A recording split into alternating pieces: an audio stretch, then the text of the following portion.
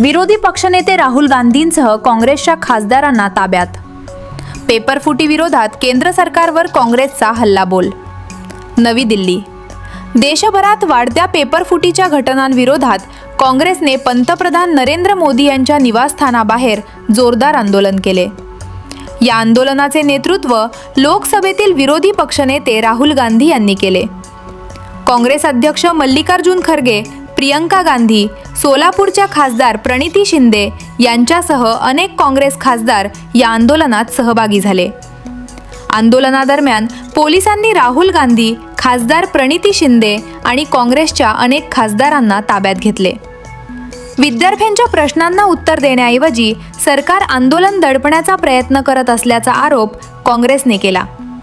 नीटसह विविध परीक्षांमधील पेपरफुटीमुळे लाखो विद्यार्थ्यांचे भविष्य धोक्यात आले असून या प्रकरणाची नैतिक जबाबदारी स्वीकारत पंतप्रधान नरेंद्र मोदी, केंद्रीय गृहमंत्री अमित शहा आणि केंद्रीय शिक्षण मंत्री धर्मेंद्र प्रधान यांनी राजीनामा द्यावा अशी मागणी राहुल गांधी यांनी केली.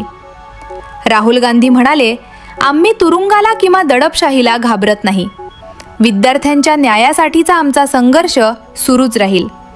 अटक करून आवाज दाबता येणार नाही. काँग्रेसने जंतर मंतर येथे आंदोलन करणाऱ्या विद्यार्थ्यांवर झालेल्या कथित लाठीमार आणि अश्रुधुराच्या वापराचाही तीव्र निषेध केला. विद्यार्थ्यांच्या हक्कांसाठीचा लढा सुरूच राहील असा निर्धार काँग्रेसच्या नेत्यांनी व्यक्त केला.